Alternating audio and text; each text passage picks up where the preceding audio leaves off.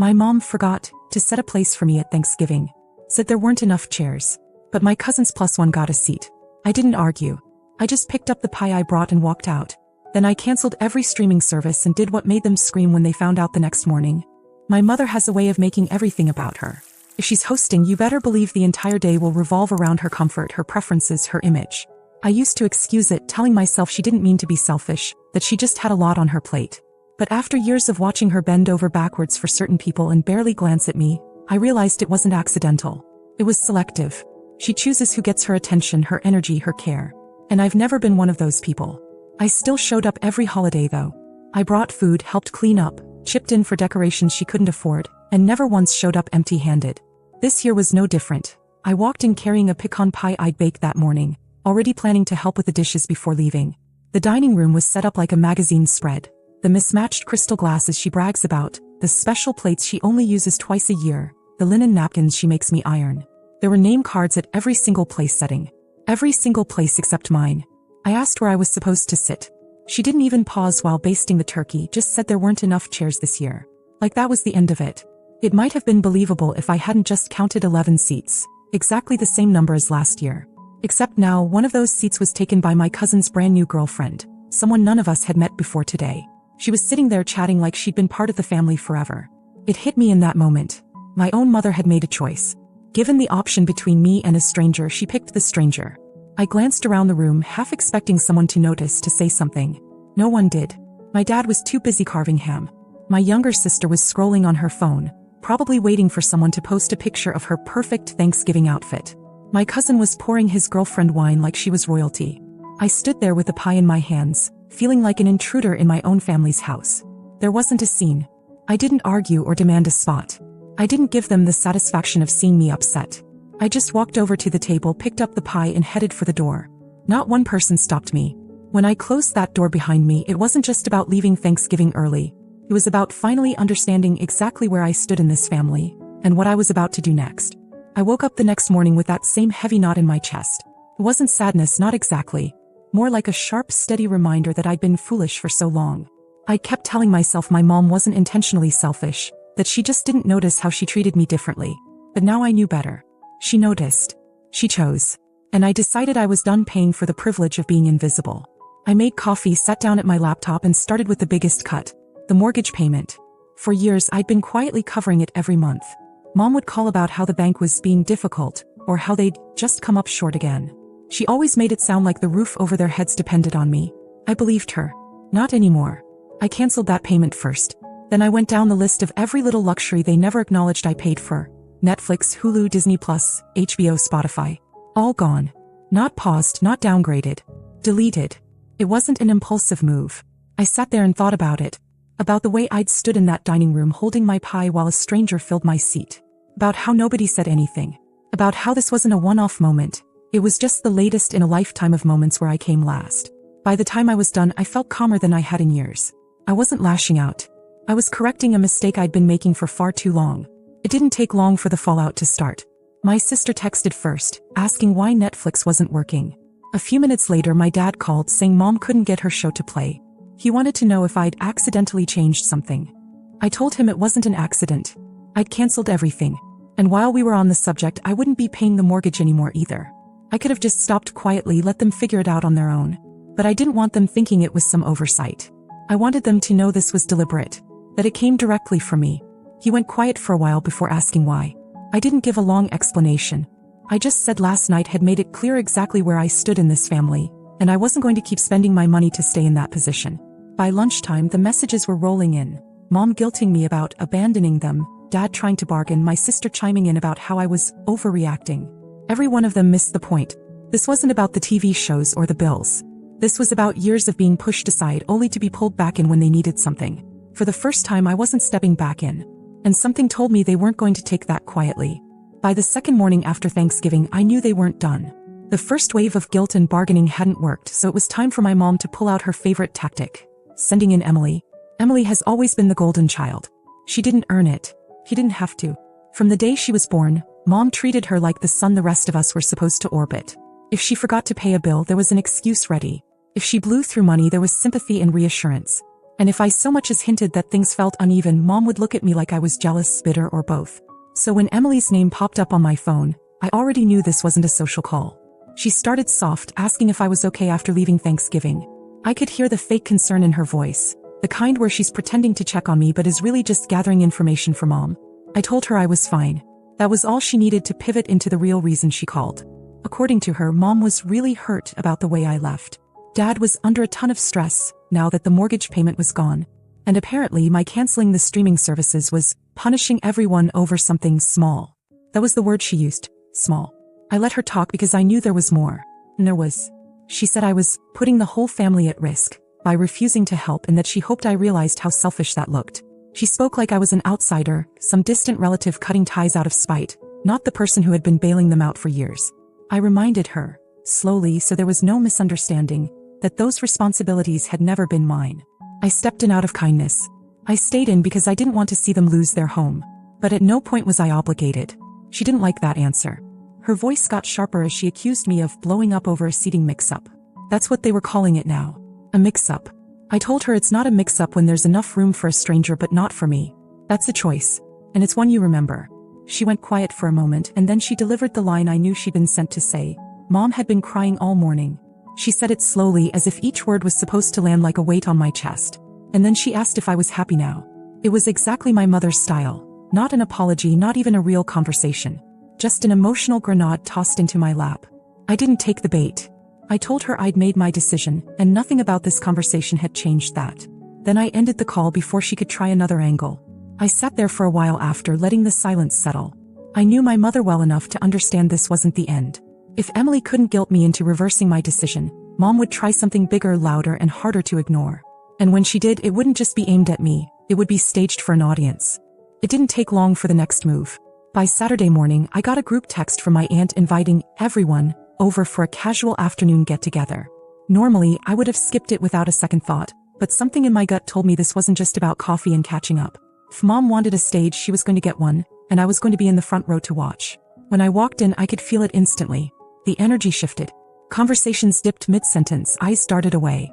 My cousin gave me a quick, awkward smile before turning back to his plate, and my uncle barely nodded. The air was thick with the kind of politeness that comes after people have been talking about you for a while. Mom was standing near the kitchen doorway, and the second she saw me, her face lit up with this big, fake warmth, like we were best friends. He even hugged me. That's when I knew she wasn't here to patch things up. She was here to perform. It started slowly. She chatted loudly about how unexpected it was that I'd left Thanksgiving early, dropping in how she'd been worried sick all weekend. Then she eased into the real script, how difficult things had been financially lately, how certain support she'd been counting on had suddenly disappeared. She never said the words mortgage or Netflix, but she didn't have to. The looks around the room told me everyone knew exactly what she meant. She was painting the picture she wanted. Her as the struggling, devoted mother abandoned by her cold, selfish daughter. I kept my face neutral and let her talk. I figured silence would rattle her more than anything. And then something happened I didn't see coming. My cousin, the same one whose girlfriend had taken my seat at Thanksgiving, spoke up. He didn't take my side exactly, but he did something almost unheard of in this family. He told Mom she was out of line.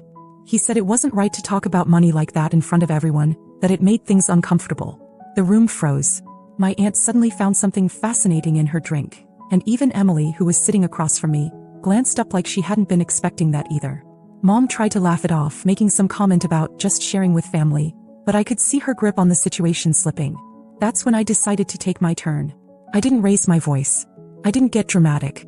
I just said, clear enough for the whole room to hear. If we're going to discuss this in public, let's be clear. I'm not your safety net anymore. You made your choice at Thanksgiving. I made mine the next morning. That's it. You could have heard a pin drop. Mom's smile didn't break, but her eyes gave her away. She muttered something about checking the food and disappeared into the kitchen. I stayed another 15 minutes, sipping coffee while pretending not to notice the sideways glances. I knew that the second I left, she'd be on the phone to Emily, rewriting the entire scene in her favor. What I didn't know yet was that her next move would make the Thanksgiving seating stunt look tame, because she was about to pull something so invasive and calculated that even I was stunned. 2 days later, I was buried in work when my phone started lighting up like something was on fire. 3 missed calls from Emily. 2 from Mom. 1 from my aunt. Then a text from a number I didn't recognize. Your mom's looking for you. You might want to check Facebook. I opened the app and my stomach dropped. Right there at the top of my feed was a long, dramatic post from Mom. She didn't use my name, but she didn't have to. Everyone in our family and most of our friends knew exactly who she was talking about. She'd written about how some people turn their backs on their family during hard times, how some daughters forget the sacrifices made for them, and how the holidays always reveal who truly cares. It was dripping with martyrdom, each line crafted to make her the victim and me the villain. Then I saw the photo. It was an old picture from years ago, me at a summer picnic smiling with my arm around her. I looked like the perfect daughter in it. And now it was being used as a prop for her public pity parade. The comments section was already filling up. People I hadn't spoken to in years were chiming in with sympathy, calling her strong and inspiring. A few even offered her money. One woman I barely knew wrote that kids these days have no respect, and that she hoped I came to my senses. My favorite was some guy volunteering to talk to me as if I was some rebellious teenager instead of a grown woman who'd been paying her parents' bills for years. I sat there for a solid minute, my hands shaking, not from hurt but from a kind of anger so clean it almost felt cold. She wasn't just trying to guilt me now. She was trying to publicly shame me into compliance. So I didn't send her a private message. I replied right there for everyone to see. I wrote that if she wanted to share the truth, she should post the part about how she gave my seat at Thanksgiving to a stranger, how I'd been covering her mortgage for years without a thank you, and how I decided I was done being treated like a walking bank account. I told her she could take my image out of her sob story or I'd be happy to post receipts, literal ones, screenshots, payment records, messages. Then I hit send and closed the app. It took less than 5 minutes for the post to vanish. 10 minutes later, Emily was calling again. I let it ring out. The silence that followed wasn't the same as before. No rapid-fire texts. No guilt-tripping. No "we're worried about you." Nothing. That's when I knew Mom wasn't dropping it. He was just regrouping. And I had the sinking feeling that the next move wouldn't come directly from her. It would be through someone else. Someone she thought I couldn't ignore. The next move came a week later, and just like I suspected, it didn't come directly from Mom. It came from my dad. He showed up at my apartment without warning, knocking like it was an emergency. I considered not answering, but curiosity got the better of me. He was standing there holding a folder. Not bills, not letters, but a printed list of expenses. Groceries, utilities, house repairs. He said Mom was too upset to talk to me and that he'd come to work something out. The way he said it made it sound like this was some sort of negotiation, like I'd made an impulsive decision and just needed the right nudge to reverse it. I told him there was nothing to work out. I was done. He started in with the same lines I'd heard before. Family doesn't turn its back, we've always helped each other, you'll regret this someday. Only now there was a sharper edge. He said the house could be at risk without my help, and he made it clear that if that happened, people would know whose fault it was. That was the moment I knew there was no salvaging any of it. This wasn't about misunderstanding or hurt feelings. This was about control. I told him I wasn't interested in being part of their lives anymore. Not in a limited way. Not with boundaries. Completely out. I said they could keep the younger, golden daughter as their source of pride and the cousins plus one as their guest of honor every holiday. I was done being the quiet, dependable one in the background who kept the whole thing afloat. Then I handed him his list back, closed the door and locked it. That night I blocked them both. Numbers, email, social media, everything. I even called the bank to make sure they had no access to my accounts. In the days that followed, I got messages through mutual friends. Some angry, some begging, some pretending nothing had happened at all. But none of them mattered anymore. Because for the first time my life didn't include them. And the silence was perfect. It's been a little over 6 weeks since I closed the door on all of it. Literally and figuratively. No bills, no phone calls, no little, "can you just help with this one thing?" requests that always turned into something bigger. First it was weird. The silence felt heavy, like I'd muted a sound I'd gotten so used to that I didn't notice it until it was gone.